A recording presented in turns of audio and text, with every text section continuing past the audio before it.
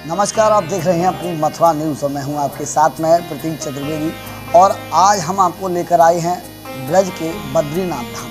कहा जाता है कि ब्रज में सभी तीर्थ ब्रज में विराजमान हैं, तो उसी श्रृंखला में आज हम आपको लेकर आए हैं डीग में मौजूद बद्रीनाथ धाम, जो कि भगवान श्री कृष्ण के ज़माने में भगवान श्री कृष्ण ने जिनकी स्थापना कराई थी और द्वापर युग से यह लगातार निरंतर भक्तों के लिए खुला हुआ है। तो आज हम आपको ऐसे ही बद्रीनाथ धाम में लेकर आए हैं, जिसमें भगवान श्री आदि बद्री एवं उनके साथ में उनके समस्त देवतागण एवं जो भगवान हैं वह सभी विराजमान हैं। आप देख सकते हैं, जो आप उत्तराखंड की पहाड़ियों में घूमने जाएंगे वही बद्रीनाथ आज हम आपको मथुरा में दर्शन करा रहे हैं।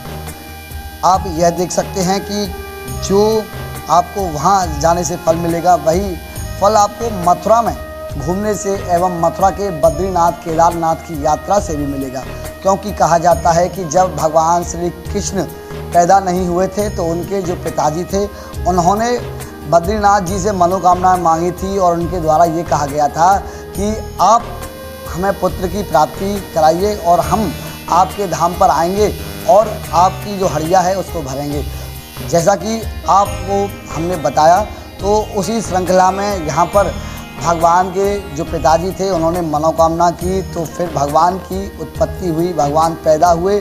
उसके बाद में जब भगवान पैदा हुए तो सभी जो गांव वाले थे वह अपनी रथ के द्वारा पालकी के द्वारा जाने की तैयारियां कर रहे थे। तो जब नंद बाबा से भगवान श्री कृष्ण ने प्रश्न किया कि आप कहाँ जा रहे हैं बाबा, तब उन्होंने कहा कि मैं जा रहा हूँ बद्रीनाथ धाम और केदारनाथ धाम।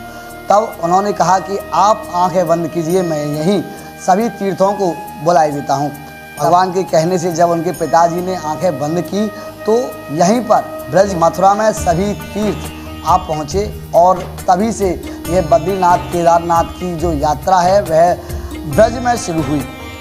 इसी श्रृंखला में हमारे साथ में मौजूद हैं यहाँ के जो सेवायत हैं, जो यहाँ की सेवा करते हैं। जानेंगे इनसे कि क्या कुछ मान्यताएं हैं इस बद्रीनाथ धाम की। सबसे पहले तो बहुत बहुत स्वागत है आपका। जैसा कि आज हम बद्रीनाथ आप पहुँचे हैं, तो क्या कुछ महत्व है इस बद्रीनाथ धाम का? ये ब्रज धाम का दिव्य भूमि है, तपोभूमि है। ये भगवान कृष्ण ब्रज को इतना दिव्यमान बनाया कि हमारे धाम में आओ तो हमारे धाम के अलावा अन्य तीर्थों के भी फल लेके जाओ, इतने उदार हैं कन्हैया। नंद बाबा यशोदा मैया को मात्र माध्यम बनाया। नंद बाबा यशोदा मैया को चाहते तो कन्हैया उनको तीर्थों में ले जाकर दर्शन करा सकते थे, उनके लिए कोई बड़ी चीज़ नहीं थी। क्योंकि इस अवतार काल में जिसने जो चाहा कन्हैया ने उन सब की पूर्ति करी। यहाँ तक कि ग्वाल बालों ने कहा, कन्हैया हम तो सुनते आए कि तू भगवान हो, तो अपना धाम के दर्शन कराओ। कन्हैया ने उनको अपने दिव्य धाम के भी दर्शन करा दिए। तो तीर्थों में ले जाना कोई बड़ी चीज़ नहीं थी उनके लिए, लेकिन वो हम सबको दर्शन कराने के लिए, हम सब के ऊपर कृपा करने के लिए कन्हैया सारे धाम को ब्रज में रखे, जिससे कि आप ब्रज में आओगे, दर्शन करोगे, यहाँ परिक्रमा करोगे तो ब्रज के अलावा अन्य तीर्थों के भी फल ले जाओ। इतने कन्हैया उदार हैं। ये जो धाम है दिव्य है, ऐसा दर्शन आपको कहीं नहीं मिलेगा। सबसे बड़ी बात क्या कुछ मान्यताएं हैं यहाँ की? नंद बाबा यशोदा मैया ने मनौती ली थी कि हमें कोई संतान होगी तो हम तीर्थों में जाएंगे दर्शन करने। उन्हें संतान ना हो रही थी। धीरे धीरे उनकी उम्र बीतती गई, वृद्धावस्था में आ गए। एक दिन तीर्थों में जाने की तैयारी करने लगे। कन्हैया बड़े हो चुके थे, गोचारण कर रहे थे। जब घर पे गए तो मैया कुछ पकवान बना रही थी रास्ते के लिए। कन्हैया ने कहा, मैया कोई त्यौहार है? उन्होंने कहा, त्यौहार ना है, हम जा रहे हैं तीर्थ करने। कन्हैया ने कहा, इस उम्र में कहाँ जाओगे, मत जाओ, घर पे भजन कर लो। नंद बाबा ने कहा, लाला हमने मनौती ले रखी है, अगर ना जाएंगे तो बहुत बड़ा अपराध लगे। तब कन्हैया ने कहा, आप लोग चलो हमारे साथ, हम सब मिलके यहीं तीर्थों को बुलाएंगे, यहीं दर्शन करेंगे। ब्रजवासी भी तैयार हो गए, हम भी चलेंगे। बोले चलो सभी लोग, सबको लेके कन्हैया आए, सबको बिठा दिए। बोले आंख बंद करके तीर्थों के नाम ले लेकर के सब प्रार्थना करो। सब प्रार्थना करने लगे। भगवान कृष्ण ने योग माया द्वारा समस्त तीर्थों का आवाहन किया। सारे तीर्थ खुश हो गए, क्योंकि वो चाहते थे कि ब्रज के धाम में हमारी भी जगह मिल जाए। सभी तीर्थ आए, सबको ठाकुर जी ने ब्रज के अंदर जगह दी। जब उन लोगों ने आंखें खोली तो यहाँ मूर्तियाँ प्रकट थी, कुंड, तालाब, कहीं वन, पर्वत। नंद बाबा, यशोदा मैया, सभी ब्रजवासियों ने पूछा, अरे लाला ये कौन है, ये अभी तो कुछ नहीं था। उन्होंने कहा, यही तो तीर्थ है जो दर्शन करने जाते हैं, इनके दर्शन खूब करो। जो दर्शन करने जाओगे वहाँ तीर्थों में, यहीं दर्शन करने पे वो फल की प्राप्ति हो जाएगी। आने वाले समय में भी जो इनके दर्शन करेंगे उन्हीं तीर्थों की फल की प्राप्ति यहाँ होया करेगी। तो ये धाम दिव्य है, ये सभी मूर्तियाँ स्वयंभू हैं। यहाँ कुछ अद्भुत दर्शन है जो आइए आपको यहाँ से दिखाते हैं बाहर। यहाँ ये नंदी के ऊपर शिवलिंग का दर्शन है, यह नंदी के ऊपर शिवलिंग का दर्शन जो अद्भुत दर्शन है।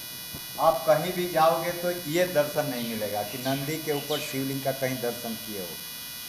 यहाँ के गणेश जी आदि गणेश हैं, इनकी दाएं तरफ सूंड है। हर जगह जाओगे तो गणेश जी की बाएं तरफ सूंड मिलेगी। अब हम आपको लेकर आए हैं ब्रज के लक्ष्मण झूला में। कहा जाता है कि ब्रज 84 कोष की परिक्रमा जब की जाती है तो उसी में यह लक्ष्मण झूला, जो कि लक्ष्मण जी के नाम से प्रसिद्ध है।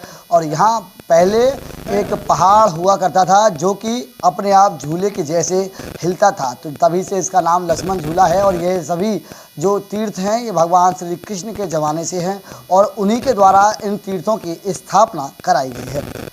जानेंगे जो सेवायत हैं उनसे क्या कहेंगे इस लक्ष्मण झूला के विषय में। महाराज जी, क्या नाम है और ये लक्ष्मण झूला है लगभग कब से प्रसिद्ध है और किस कारण से प्रसिद्ध है? जय जय श्री राधेश। देखो, भगवान श्री कृष्ण ने 4 धाम प्रकट किए। नंद बाबा यशोदा मैया को दर्शन कराए, तो नीचे दर्शन बद्रीनारायण भगवान के आप नीचे दर्शन करके आए। उनके बाद में इस जगह पे ले आए। इस जगह का नाम है लक्ष्मण झूला। ये लक्ष्मण जी का मंदिर है, वो नीलकंठ महादेव का मंदिर है। पीछे गंगोत्री धारा, जमुनोत्री धारा, अलकनंदा धारा, भगवान ने तीनों धारा अलग अलग प्रकट किए हैं। इधर का जो पर्वत है नर पर्वत है, इधर का जो पर्वत है नारायण पर्वत है, बीच में गणेश पर्वत, देव सरोवर, पिघली वानी, चंदन वन, मालती वन। तो भगवान ने 4 धामों के दर्शन कराए नंद बाबा यशोदा मैया को। और चौथा धाम केदारनाथ भगवान के दर्शन कराए जो 9 किलोमीटर है यहाँ से। देखो, सतयुग में एक प्रबल नाम का राक्षस हुआ है यहाँ, तो ये तपोभूमि है। यहाँ हजारों वर्ष नर नारायण भगवान ने तपस्या की। उनके बाद में यहाँ लक्ष्मण जी ने तपस्या की। फिर भगवान श्री कृष्ण ने 4 धाम प्रकट किए, नंद बाबा यशोदा मैया को कराए। देखो, सतयुग में एक प्रबल नाम के राक्षस हुए, तो उन्हें यहाँ तपस्या की 1000 वर्ष। तो उनको वरदान दिया 1000 कवच और कुंडल। यही वरदान था उनको, कोई भी आपके कवच कुंडल से यहाँ छिमेगा वही मर जाना चाहिए, ऐसा वरदानी राक्षस प्रकट हो गया यहाँ। तो साधु संत ब्रजवासियों को सताने लगा वो राक्षस। साधु संत ब्रजवासी नारायण भगवान से पुकार करने लगे। फिर यहाँ नर नारायण प्रकट हुए हैं उस जगह पर। तो नारायण भगवान तपस्या पे बैठ के नर भगवान उस राक्षस से युद्ध करने लगे। तो 1000 वर्ष युद्ध चलाओ, जब एक कवच और कुंडल टूट पावो, फिर नर भगवान मर जाए, नारायण भगवान उनको जीवित कर दे। क्यों? नारायण भगवान यहाँ तपस्या कर रहे हैं, तपोभूमि है। फिर 1000 वर्ष युद्ध चलाओ, जब एक कवच और कुंडल टूट पावो, फिर नर भगवान मर जाए, नारायण भगवान उनको जीवित कर दे। तो धीरे धीरे 999 कवच तोड़ दिए उस राक्षस के नर भगवान अर्जुन ने। जब राक्षस को यहाँ मालूम पड़ गई नर नारायण भगवान यहाँ प्रकट हो गए हैं ब्रिज में, तेरे को छोड़े नहीं, तो ब्रिज छोड़ के भाग चल। फिर वो ब्रिज छोड़ के सूर्य नारायण भगवान की ओट में जा चुके। तो सूर्य नारायण भगवान ने उनकी मुक्ति कर दी। तो दूसरे युग में आपने सभी ने सुना करण हुए थे, कवच और कुंडल साथ में आए, वो ही राक्षस थे। देखो, यहाँ भगवान ने 4 धाम प्रकट किए हैं। 4 धामों का बहुत बड़ा महत्व है। यहाँ गंगा मैया के दर्शन करोगे ज्ञान प्राप्त होता है, जमुना मैया के दर्शन करोगे थोड़ा त्याग करना पड़ता है, केदारनाथ भगवान के दर्शन करोगे वो ऑटोमेटिक बैराग बन जाता है, और बद्रीनारायण भगवान के दर्शन करोगे तो मोक्ष प्राप्त हो जाए। मोक्षदायिनी यात्रा है 4 धाम की। देखो, ये 4 धामों का महत्व, पैदल परिक्रमा का महत्व है ये। तो गाड़ियों की 3 परिक्रमा और पैदल परिक्रमा 1 बराबर पुण्य मिलता है यहाँ। तो देखो, यहाँ भगवान ने 4 धाम प्रकट किए हैं। हजारों वर्ष नरनारायण भगवान ने तपस्या की, फिर उनके बाद में लक्ष्मण जी ने तपस्या की, फिर भगवान ने 4 धाम प्रकट किए, नंद बाबा यशोदा मैया को कराए। और देखो, यहाँ हजारों वर्ष नरनारायण भगवान तपस्या कर रहे हैं। और देखो, 14 कोस की एरिया में करे तपोभूमि। तो यहाँ 10-10 किलोमीटर तक कोई गांव नहीं है, यहाँ यात्रियों की सेवा चलती, गौ सेवा, मोर सेवा, संत सेवा, और पीछे गंगोत्री जमुनोत्री के दर्शन करें। जय जय श्री राधे श्याम। संत श्री दर्शकों, जिस प्रकार से आपने सुना और इनके द्वारा यहाँ के लक्ष्मण झूला एवं नर एवं नारायण पर्वत के विषय में कहा कि जिस प्रकार से पूर्व काल में नर नाम के पर्वत और नारायण नाम के पर्वतों के द्वारा यहाँ तपस्या की गई और उन्हीं के लिए भगवान श्री बद्रीनाथ एवं केदारनाथ एवं यहाँ चारों धाम उत्पन्न हुए और उनके उत्पन्न होने के बाद में यहाँ भक्तों की मुक्ति के लिए ये ब्रज में आवासी। दर्शकों, जिस प्रकार से आज हम आपको ब्रज की चारों धाम की यात्रा पर लेके आए हैं, तो आप देख सकते हैं कि मेरे ठीक पीछे यह नारायण पर्वत है और इनके जो सामने है बीच में है वह गणेश पर्वत है और इसी के समकक्ष बिल्कुल बगल में ये नर पर्वत है और यहाँ से 3 धाराएं जो हैं वह बह रही हैं, जिसमें प्रमुख श्री गंगा जी की धारा है, बाकी बीच में यमुना जी की ये धारा है और उसके बाद में ये अलकनंदा की धारा है। आप देख सकते हैं कि किस प्रकार से यह धाराएं हैं जो कि वर्षा ऋतु में अपने आप स्वचालित हो जाती हैं और भक्त इसका लाभ लेते हैं।